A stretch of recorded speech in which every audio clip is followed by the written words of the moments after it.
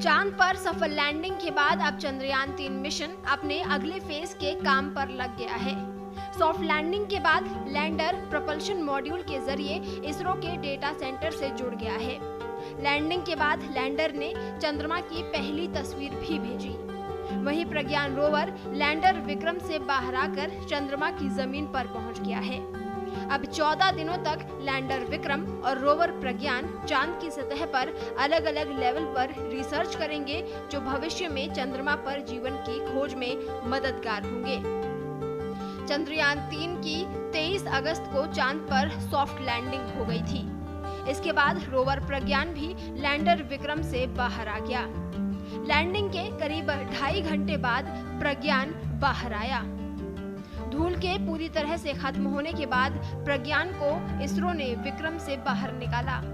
प्रज्ञान ने चांद पर अशोक स्तंभ और इसरो के निशान भी छोड़ दिए हैं। लैंडर विक्रम की चांद पर सॉफ्ट लैंडिंग के बाद अगला काम उसकी गोद में बैठे रोवर प्रज्ञान को बाहर निकालना था।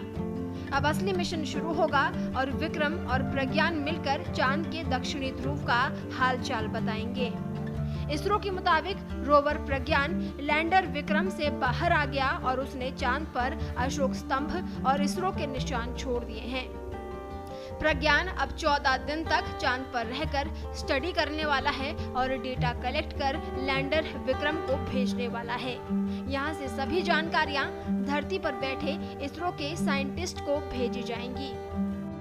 रोवर प्रज्ञान जैसे जैसे आगे बढ़ रहा है, वो वैसे वैसे चांद की धरती पर अशोक स्तंभ और इसरो के निशान छोड़ता जा रहा है।